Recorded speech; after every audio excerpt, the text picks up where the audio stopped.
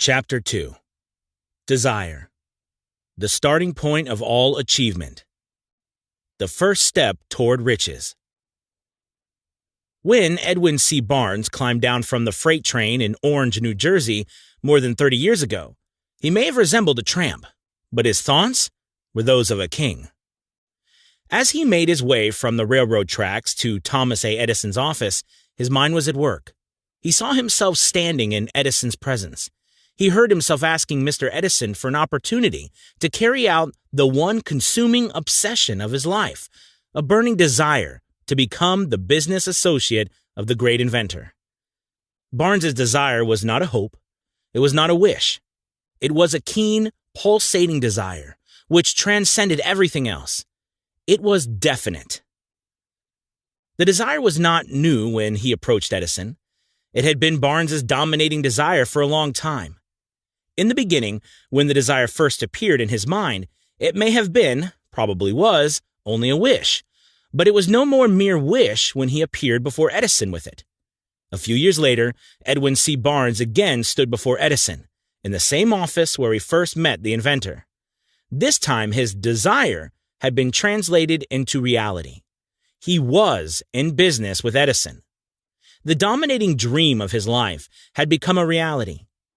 Today, people who know Barnes envy him because of the break life yielded him. They see him in the days of his triumph without taking the trouble to investigate the cause of his success. Barnes succeeded because he chose a definite goal, placed all his energy, all his willpower, all his effort, everything back of that goal. He had not become the partner of Edison the day he arrived. He was content to start in the most menial work as long as it provided an opportunity to take even one step toward his cherished goal. 5 years passed before the chance he had been seeking made its appearance. During all those years, not one ray of hope, not one promise of attainment of his desire had been held out to him. To everyone, except himself, he appeared only another cog in the Edison business wheel. But in his own mind, he was the partner of Edison every minute of the time, from the very day that he first went to work there. It is a remarkable illustration of the power of a definite desire.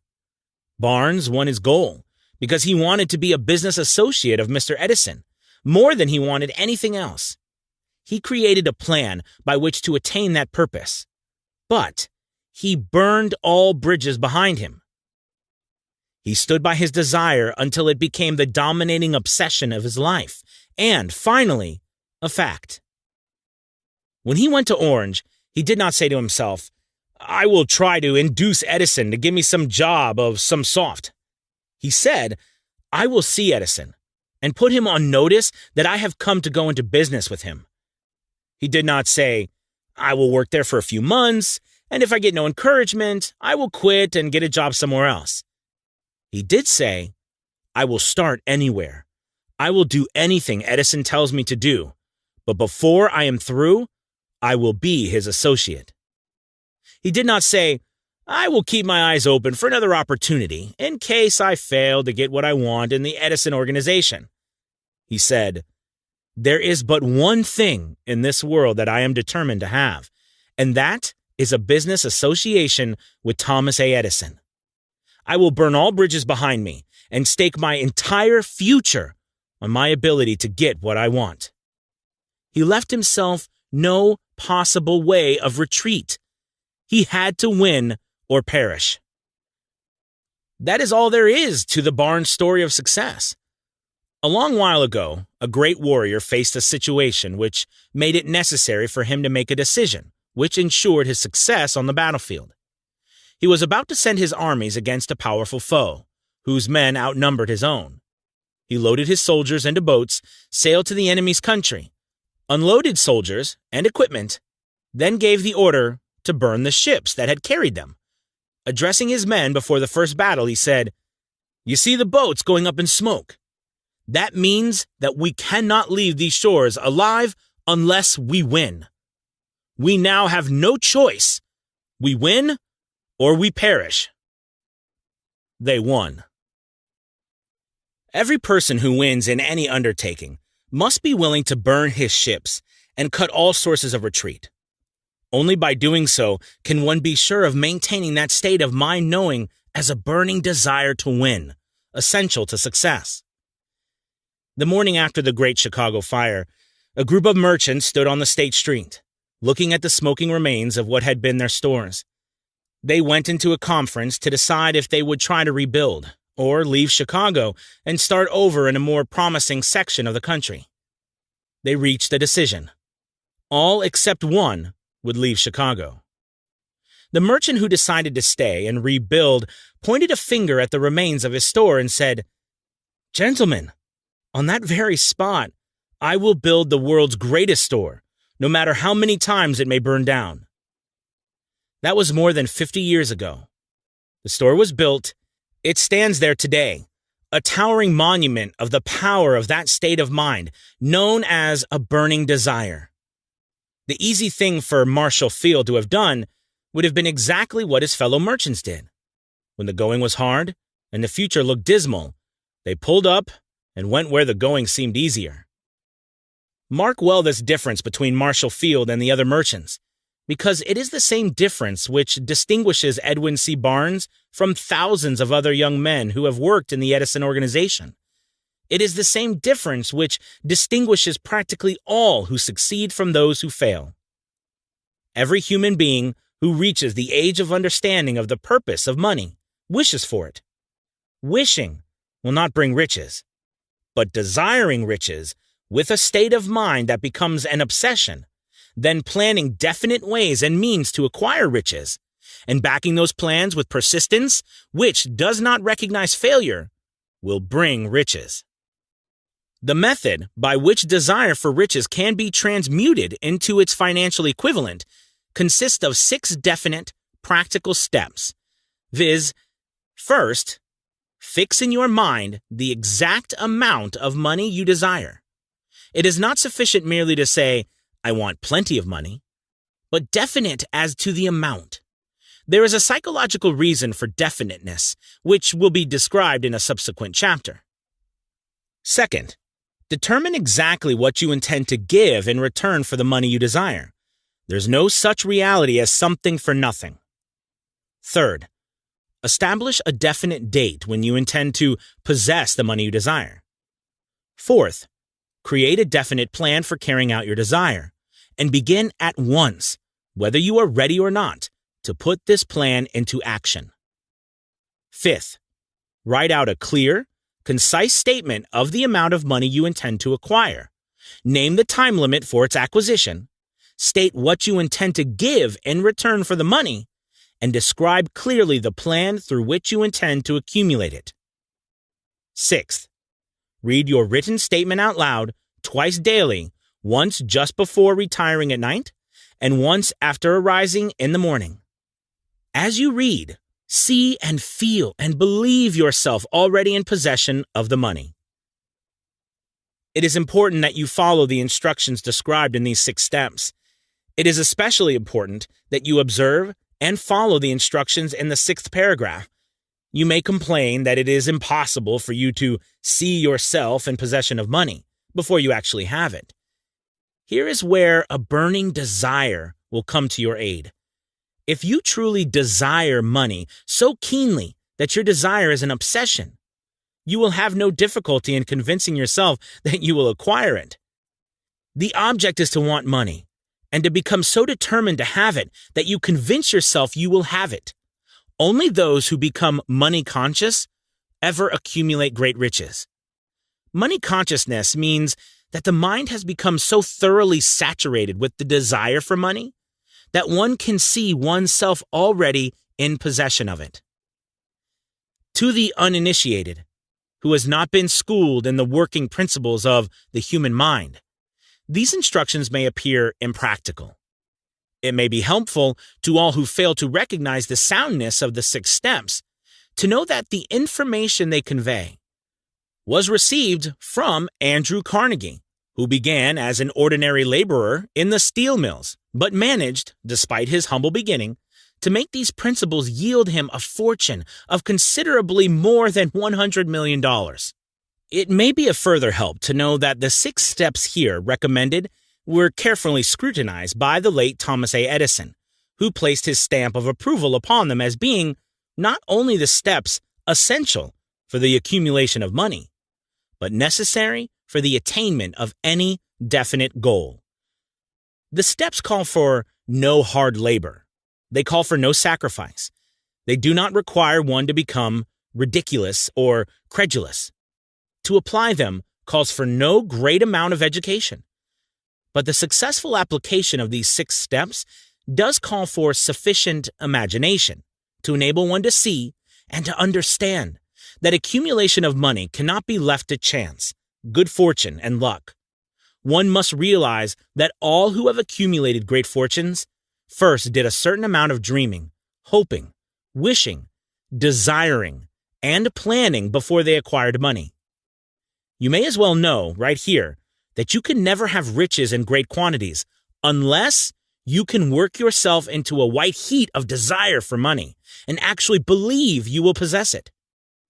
You may as well know only that every great leader, from the dawn of civilization down to the present, was a dreamer.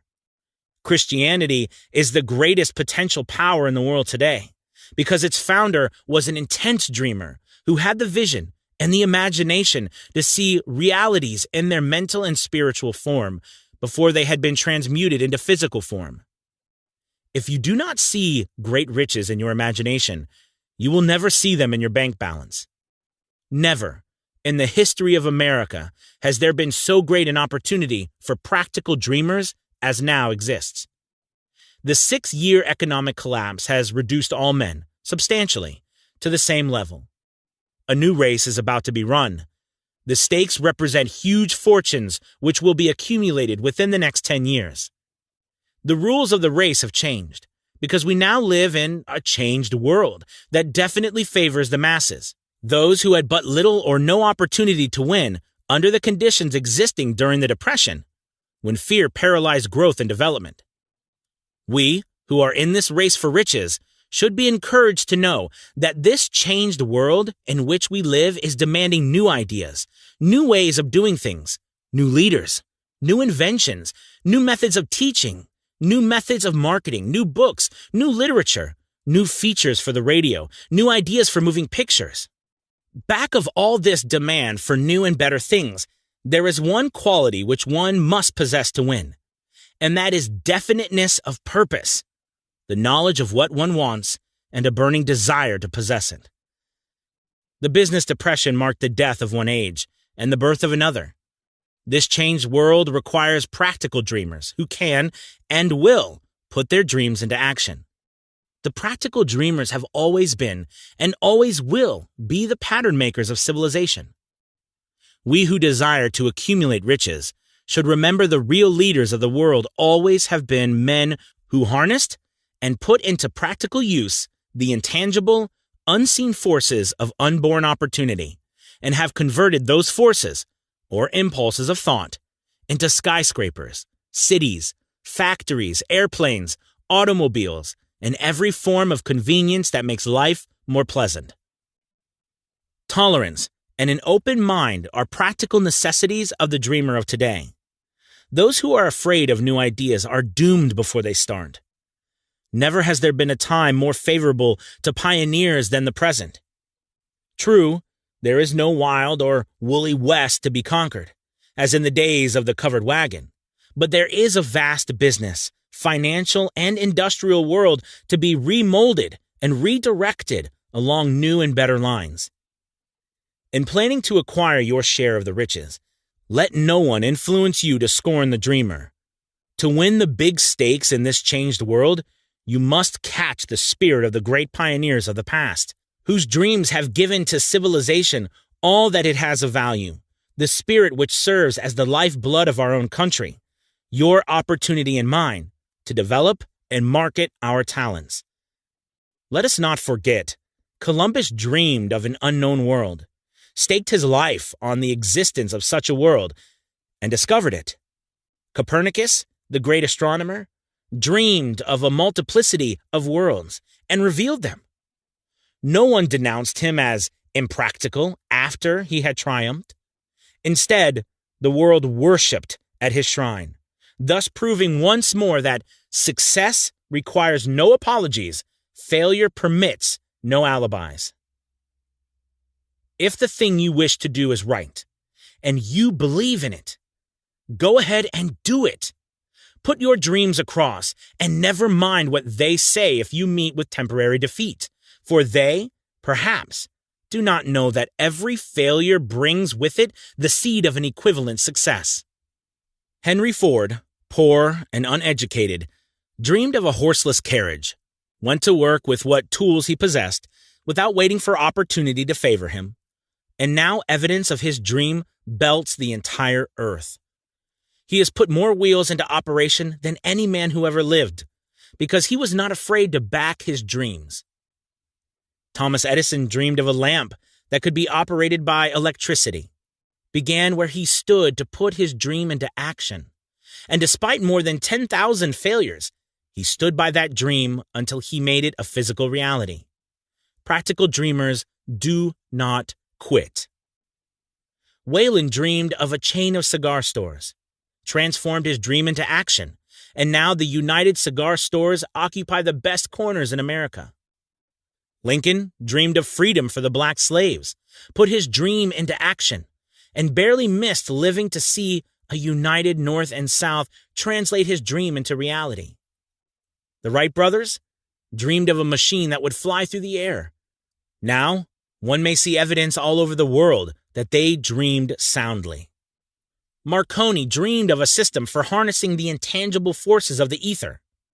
Evidence that he did not dream in vain may be found in every wireless and radio in the world. Moreover, Marconi's dream brought the humblest cabin and the most stately manor house side by side.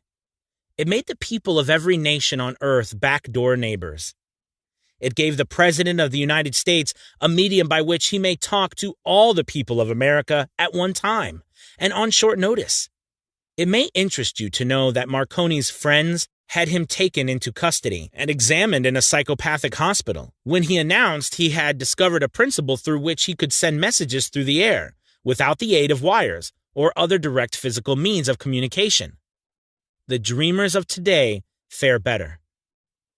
The world has become accustomed to new discoveries. Nay, it has shown a willingness to reward the dreamer who gives the world a new idea. The greatest achievement was, at first, and for a time, but a dream.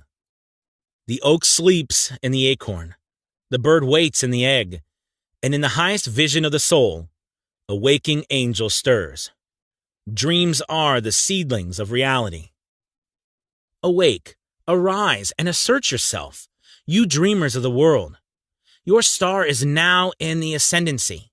The world depression brought the opportunity you have been waiting for. It taught people humility, tolerance, and open-mindedness.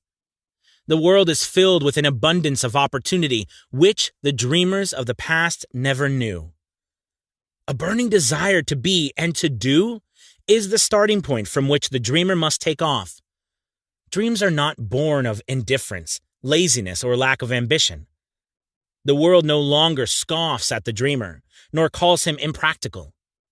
If you think it does, take a trip to Tennessee and witness what a dreamer president has done in the way of harnessing and using the great water power of America. A score of years ago, such a dream would have seemed like madness. You have been disappointed. You have undergone defeat during the Depression. You have felt the great heart within you crushed until it bled. Take courage, for these experiences have tempered the spiritual metal of which you are made. They are assets of incomparable value. Remember, too, that all who succeed in life get off to a bad start and pass through many heartbreaking struggles before they arrive. The turning point in the lives of those who succeed usually comes at the moment of some crisis, through which they are introduced to their other selves.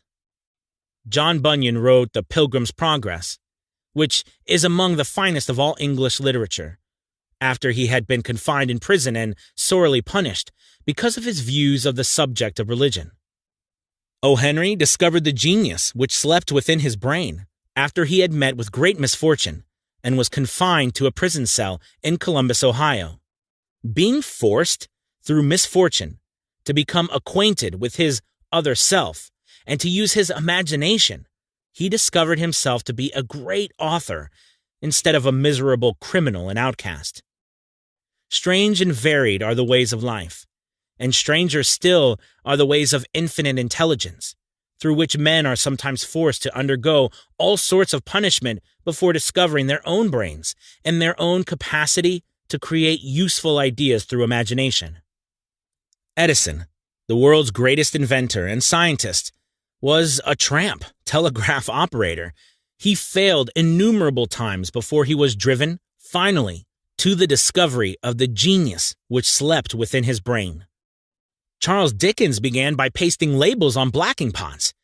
The tragedy of his first love penetrated the depths of his soul and converted him into one of the world's truly great authors. That tragedy produced, first, David Copperfield, then a succession of other works that made this a richer and better world for all who read his books. Disappointment over love affairs generally has the effect of driving men to drink and women to ruin. And this, because most people never learn the art of transmuting their strongest emotions into dreams of a constructive nature. Helen Keller became deaf, dumb, and blind shortly after birth. Despite her greatest misfortune, she has written her name indelibly in the pages of the history of the great. Her entire life has served as evidence that no one ever is defeated until defeat has been accepted as reality. Robert Burns was an illiterate country lad. He was cursed by poverty and grew up to be a drunkard in the bargain. The world was made better for his having lived because he clothed beautiful thoughts in poetry and thereby plucked a thorn and planted a rose in its place. Booker T. Washington was born in slavery, handicapped by race and color. Because he was tolerant, had an open mind at all times, on all subjects, and was a dreamer, he left his impress for good on an entire race. Beethoven was deaf, Milton was blind, but their names will last as long as time endures because they dreamed and translated their dreams into organized thought. Before passing to the next chapter, kindle anew in your mind the fire of hope, faith, courage, and tolerance.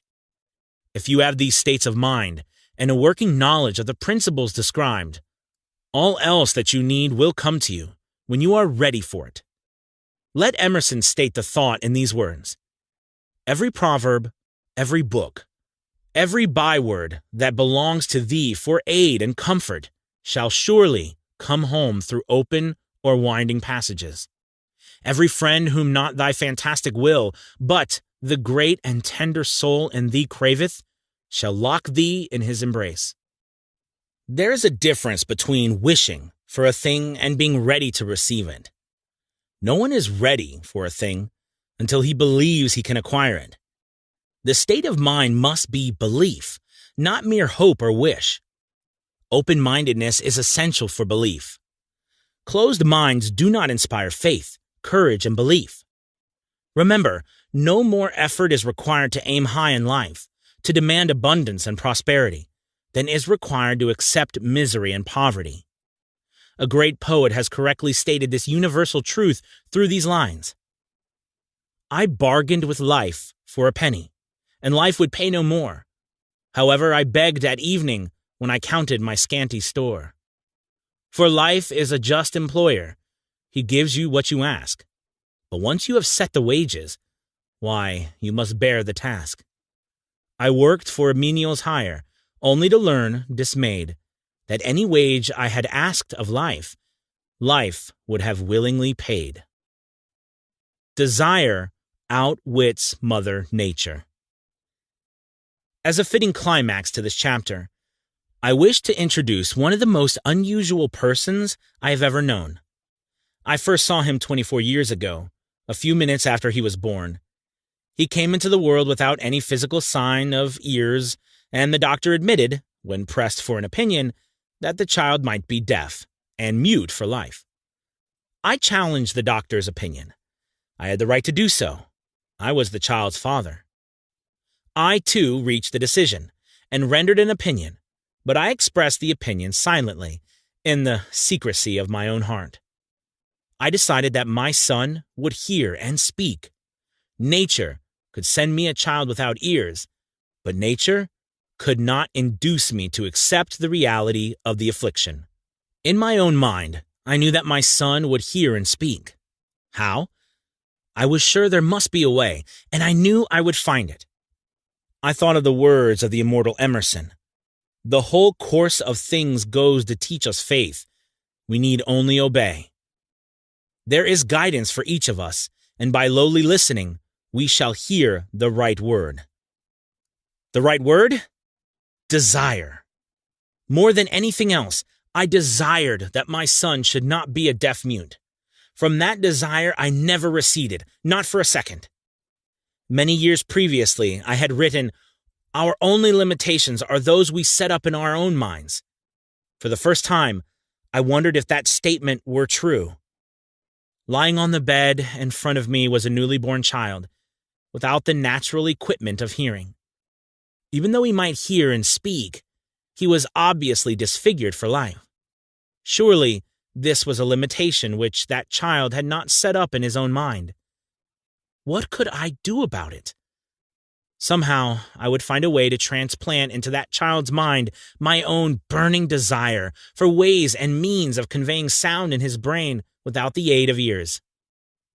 As soon as the child was old enough to cooperate, I would fill his mind so completely with a burning desire to hear that nature would, by methods of her own, translate it into physical reality. All this thinking took place in my own mind, but I spoke of it to no one. Every day I renewed the pledge I had made to myself, not to accept a deaf mute for a son. As he grew older and began to take notice of things around him, we observed that he had a slight degree of hearing. When he reached the age when children usually begin talking, he made no attempt to speak. But we could tell by his actions that he could hear certain sounds slightly. That was all I wanted to know. I was convinced that if he could hear, even slightly, he might develop still greater hearing capacity. Then, something happened which gave me hope. It came from an entirely unexpected source. We bought a Victrola. When the child heard the music for the first time, he went into ecstasies and promptly appropriated the machine. He soon showed a preference for certain records, among them, "It's a Long Way to Tipperary." On one occasion, he played that piece over and over for almost 2 hours, standing in front of the Victrola with his teeth clamped on the edge of the case. The significance of this self-formed habit of his did not become clear to us until years afterward, for we had never heard of the principle of bone conduction of sound at that time. Shortly after he appropriated the Victrola, I discovered that he could hear me quite clearly when I spoke with my lips touching his mastoid bone, or at the base of the brain. These discoveries placed in my possession the necessary media by which I began to translate into reality my burning desire to help my son develop hearing and speech. By that time, he was making stabs at speaking certain words. The outlook was far from encouraging. But desire backed by faith knows no such word as impossible. Having determined that he could hear the sound of my voice plainly, I began immediately to transfer to his mind the desire to hear and speak. I soon discovered that the child enjoyed bedtime stories, so I went to work, creating stories designed to develop in him self-reliance, imagination, and a keen desire to hear and to be normal. There was no one story in particular, which I emphasized by giving it some new and dramatic coloring each time it was told. It was designed to plant in his mind the thought that his affliction was not a liability, but an asset of great value. Despite the fact that all the philosophy I had examined clearly indicated that every adversity brings with it the seed of an equivalent advantage, I must confess that I had not the slightest idea how this affliction could become an asset. However, I continued my practice of wrapping that philosophy in bedtime stories, hoping the time would come when he would find some plan by which his handicap could be made to serve some useful purpose. Reason told me plainly that there was no adequate compensation for the lack of ears and natural hearing equipment. Desire, backed by faith, pushed reason aside and inspired me to carry on. As I analyze the experience in retrospect, I can see now that my son's faith in me had much to do with the astounding results. He did not question anything I told him. I sold him the idea that he had a distinct advantage over his older brother, and that this advantage would reflect itself in many ways. For example, the teachers in school would observe that he had no ears, and because of this, they would show him special attention and treat with extraordinary kindness. They always did. His mother saw to that by visiting the teachers and arranging with them to give the child the extra attention necessary. I sold him the idea, too, that when he became old enough to sell newspapers, his older brother had already become a newspaper merchant, he would have a big advantage over his brother, for the reason that people would pay him extra money for his wares, because they could see that he was a bright, industrious boy, despite the fact that he had no ears. We could notice that gradually the child's hearing was improving. Moreover, he had not the slightest tendency to be self-conscious because of his affliction. When he was about 7, he showed the first evidence that our method of servicing his mind was bearing fruit. For several months, he begged for the privilege of selling newspapers, but his mother would not give her consent. She was afraid that his deafness made it unsafe for him to go on the street alone. Finally, he took matters in his own hands. One afternoon, when he was left at home with the servants, he climbed through the kitchen window, shimmied to the ground, and set out on his own. He borrowed 6 cents in capital from the neighborhood shoemaker, invested it in papers, sold out, revisited, and kept repeating until late in the evening.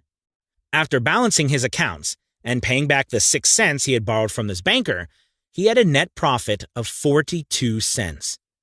When we got home that night, we found him in bed asleep, with the money tightly clenched in his hand. His mother opened his hand, removed the coins, and cried. Of all things, crying over her son's first victory seemed so inappropriate. My reaction was the reverse. I laughed heartily, for I knew that my endeavor to plant in the child's mind an attitude of faith in himself had been successful. His mother saw, in his first business venture, a little deaf boy who had gone out in the streets and risked his life to earn money. I saw a brave, ambitious, self-reliant little businessman whose stock in himself had been increased 100% because he had gone into business on his own initiative and had won. The transaction pleased me because I knew that he had given evidence of a trait of resourcefulness that would go with him all through life. Later events proved this to be true. When his older brother wanted something, he would lie down on the floor, kick his feet in the air, cry for it, and get it. When the little deaf boy wanted something, he would plan a way to earn the money, then buy it for himself. He still follows that plan. Truly, my own son has taught me that handicaps can be converted into stepping stones on which one may climb towards some worthy goal, unless they are accepted as obstacles and used as alibis. The little deaf boy went through the grades, high school, and college without being able to hear his teachers, excepting when they shouted loudly at close range. He did not go to a school for the deaf. We would not permit him to learn the sign language. We were determined that he should live a normal life and associate with normal children, and we stood by that decision, although it cost us many heated debates with school officials. While he was in high school, he tried an electrical hearing aid, but it was to no value to him, due, we believe, to a condition that was disclosed when the child was 6 by Dr. J. Gordon Wilson of Chicago, when he operated on one side of the boy's head and discovered that there was no sign of natural hearing equipment. During this last week in college, 18 years after the operation, something happened which marked the most important turning point of his life. Through what seemed to be mere chance, he came into possession of another electrical hearing device, which was sent to him on trial. He was slow about testing it, due to his disappointment with a similar device.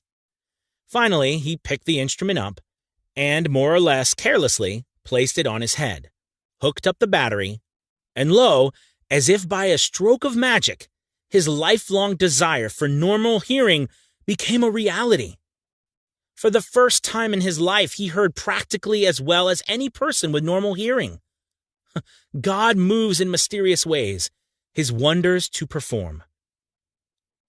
Overjoyed because of the changed world which had been brought to him through his hearing device, he rushed to the telephone, called his mother, and heard her voice perfectly. The next day, he plainly heard the voices of his professors in class for the first time in his life. Previously, he could hear them only when they shouted, at short range. He heard the radio. He heard the talking pictures.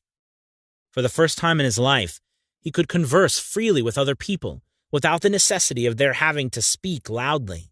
Truly, he had come into possession of a changed world. We had refused to accept nature's error, and, by persistent desire, we had induced nature to correct that error through the only practical means available. Desire had commenced to pay dividends, but the victory was not yet complete. The boy still had to find a definite and practical way to convert his handicap into an equivalent asset. Hardly realizing the significance of what had already been accomplished, but intoxicated with the joy of his newly discovered world of sound, he wrote a letter to the manufacturer of the hearing aid, enthusiastically describing his experience. Something in his letter, something, perhaps, which was not written on the lines, but back of them, caused the company to invite him to New York. When he arrived, he was escorted through the factory, and, while talking with the chief engineer, telling him about his changed world, a hunch, an idea, or an inspiration, call it what you wish, flashed into his mind. It was this impulse of thought which converted his affliction into an asset, destined to pay dividends in both money and happiness to thousands for all time to come. The sum and substance of that impulse of thought was this.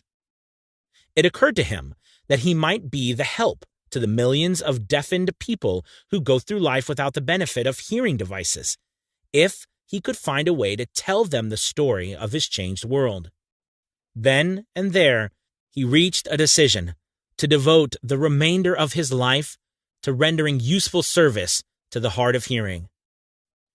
For an entire month, he carried on an intensive research, during which he analyzed the entire marketing system of the manufacturer of the hearing device, and created ways and means of communicating with the hard of hearing all over the world for the purpose of sharing with them his newly discovered, changed world.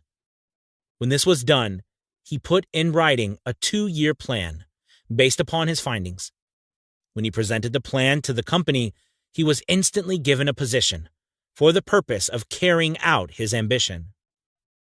Little did he dream, when he went to work, that he was destined to bring hope and practical relief to thousands of deafened people who, without his help, would have been doomed forever to deaf mutism. Shortly after, he became associated with the manufacturer of his hearing aid. He invited me to attend a class conducted by his company for the purpose of teaching deaf mutes to hear and to speak. I had never heard of such a form of education. Therefore, I visited the class, skeptical but hopeful that my time would not be entirely wasted. Here I saw a demonstration which gave me a greatly enlarged vision of what I had done to arouse and keep alive in my son's mind the desire for normal hearing. I saw deaf mutes actually being taught to hear and to speak through application of the self-same principle I had used more than 20 years previously in saving my son from deaf mutism. Thus, through some strange turn of the wheel of fate, my son Blair and I have been destined to aid in correcting deaf mutism for those as yet unborn, because we are the only living human beings, as far as I know, who have established definitely the fact that deaf mutism can be corrected to the extent of restoring to normal life those who suffer with this affliction. It has been done for one. It will be done for others. There is no doubt in my mind that Blair would have been a deaf mute all his life if his mother and I had not managed to shape in his mind as we did. The doctor who attended at his birth told us, confidentially, the child might never hear or speak. A few weeks ago, Dr. Irving Voorhees, a noted specialist on such cases, examined Blair very thoughtfully.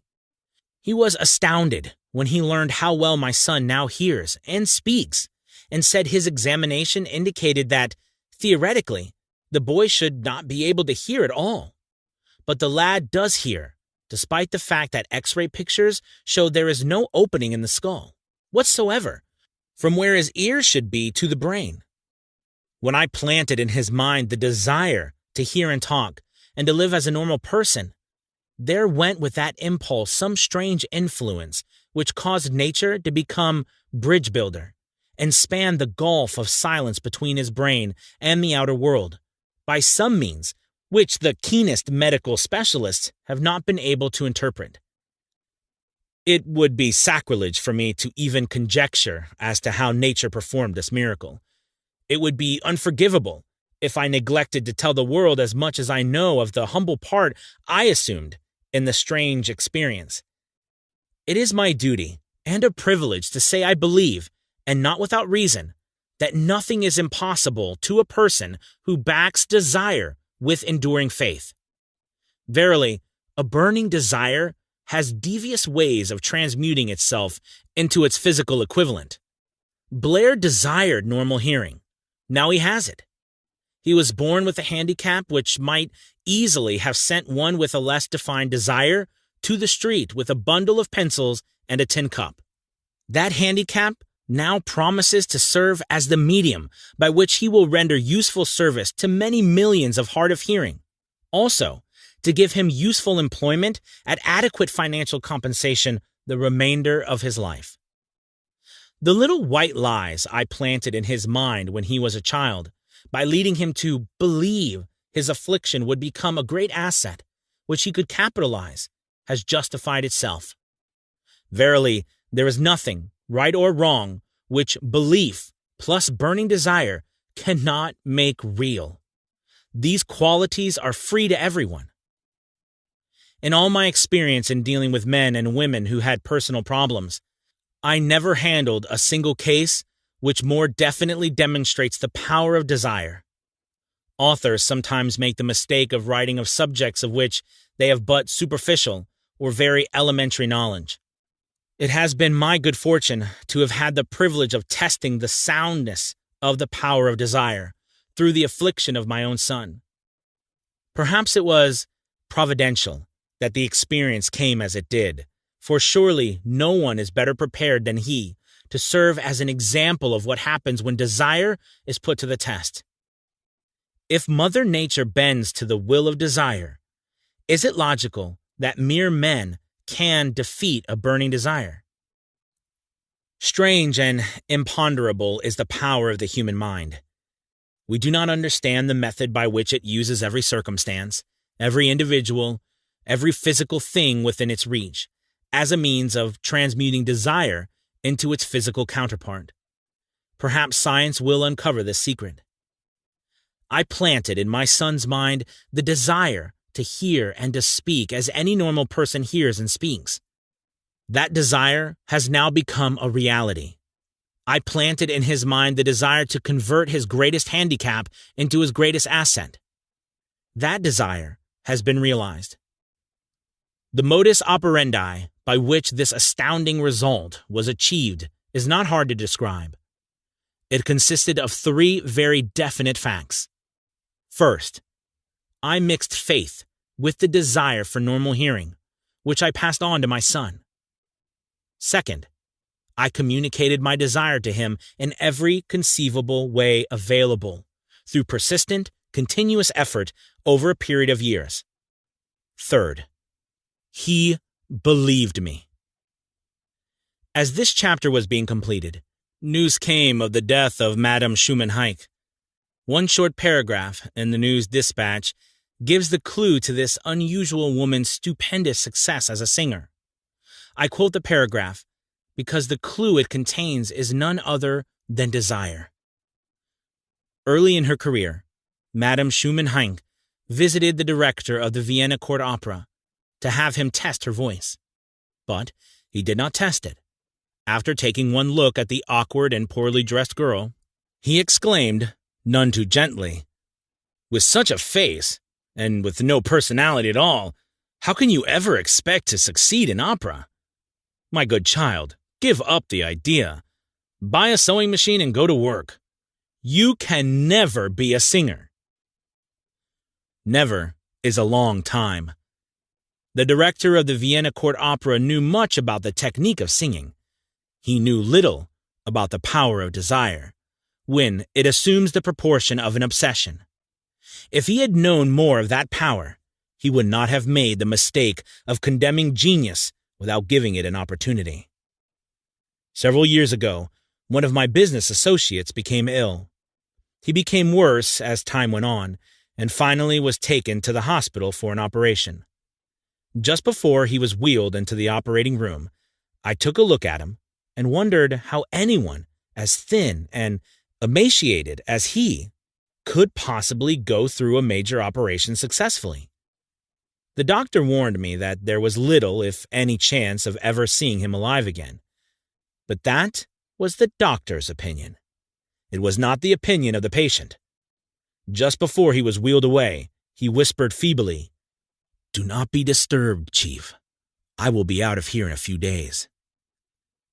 The attending nurse looked at me with pity, but the patient did come through safely.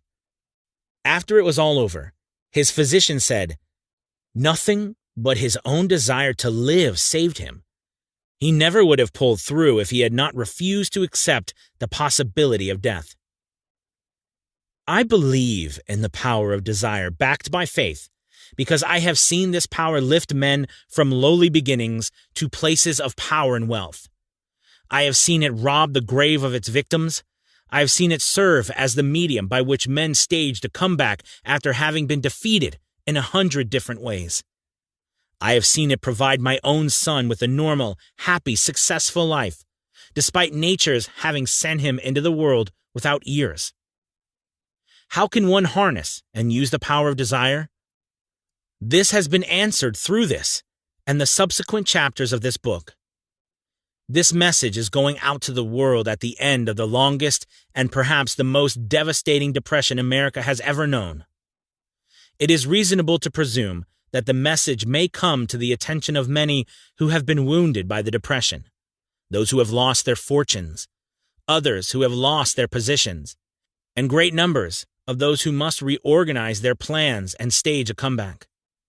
To all these, I wish to convey the thought that all achievement, no matter what may be its nature or its purpose, must begin with an intense, burning desire for something definite. Through some strange and powerful principle of mental chemistry, which she has never divulged, nature wraps up in the impulse of strong desire that something which recognizes no such word as impossible and accepts no such reality as failure.